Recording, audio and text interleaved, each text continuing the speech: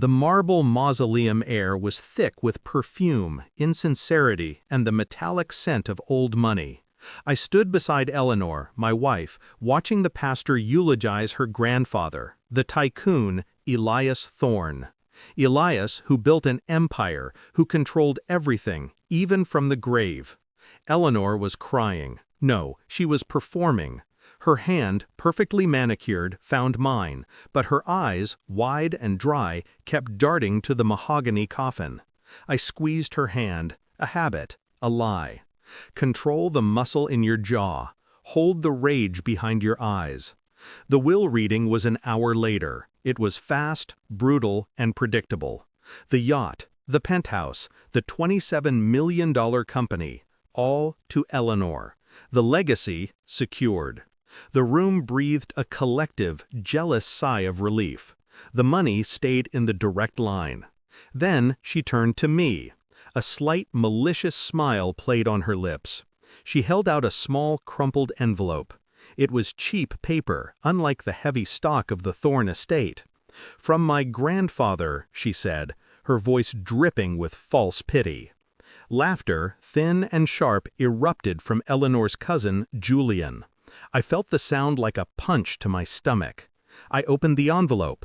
Inside was a single, flimsy plane ticket to Rome. No note, no explanation.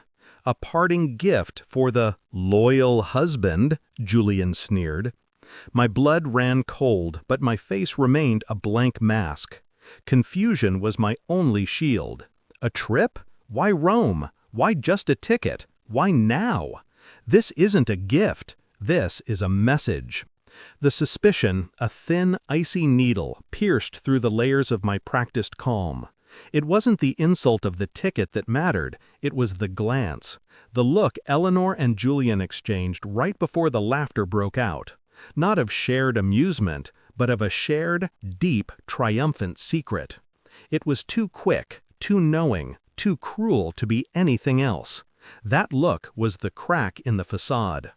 I had married into the Thorne family a decade ago. I had been their rock, the sensible man who managed the books, who kept the noise down, the man Elias had respected. Now, with the fortune secured, the mask was falling. The whispers I had ignored for years suddenly roared to life. Eleanor's frequent business trips, Julian's possessive closeness, Elias's sudden quiet death. I looked at the ticket again. Rome. It felt like a dismissal, a psychological severance package. Go away, faithful servant, you've served your purpose. I took the flight. I had to. If I stayed, my rage would boil over. If I ran, I'd be admitting defeat. But by accepting this token, I could play their game. I could see the final move. Patience. They think I'm a fool. That is their first and final mistake. At the arrivals gate in Rome, a driver stood holding a small white sign with my name, Alexander. He was old, sharp-eyed, and impeccably dressed.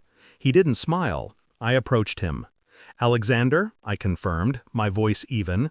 He nodded once, his eyes boring into mine, and then he spoke, his Italian accent thick and deliberate, hitting me with a sequence of words that made my jaw drop, shattering the last fragments of my old life. "Your father is waiting for you." My father! The man who had abandoned my mother when I was a child. The man Elias Thorne had told me was dead.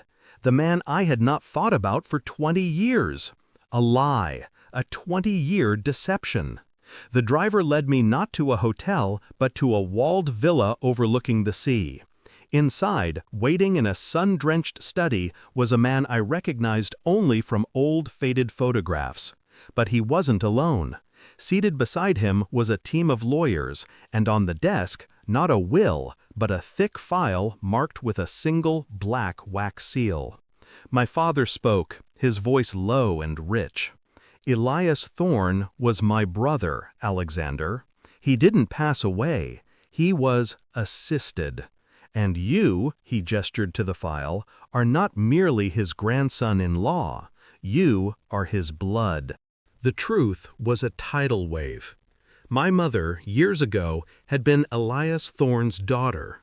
Eleanor was not my wife's cousin. She was my half-sister, the product of a separate, later affair.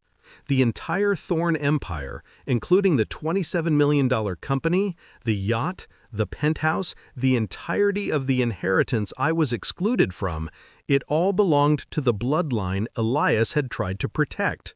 My bloodline. Eleanor and Julian, the true cousins, had manipulated Elias's declining health, forged a new will, and then had him silenced. The final cruel joke was the plane ticket, a distraction, an exile, a deliberate move to get the useless husband out of the way before the forged will was executed. They thought I was exiled. They sent me straight into my true inheritance. I walked back into the mausoleum of that wealth 2 weeks later. Not to the funeral, that was long over. I walked into the Thorne legal headquarters, past the stunned, pale faces of the board members. Julian and Eleanor were in a crisis meeting, their faces strained with the effort of control. I did not raise my voice. I didn't need to. I simply placed the file, the real will, authenticated and backed by my father and his legal team, who had been working for months, on the polished boardroom table. Next to it, I placed the small, crumpled plane ticket. Julian lunged forward, his face red.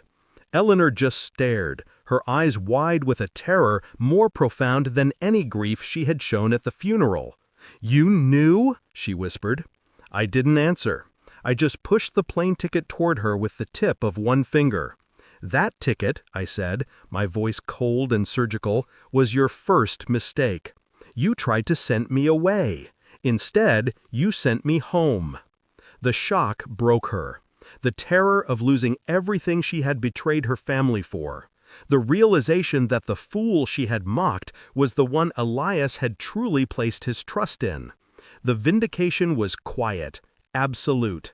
I watched her perfectly composed face crumple, knowing that she hadn't just lost a yacht or a company, she had lost control. I stood over the wreckage of their deception. No pity, no tears. Only the deep, clean satisfaction of the final, correct equation. The true heir was home. I didn't take the company, I sold it. I didn't keep the penthouse, I donated it. All of it. The power was never in the money. It was in the truth. The truth was what finally broke their carefully constructed world. I walked away from the Thorne name forever. The noise of that betrayal finally silenced.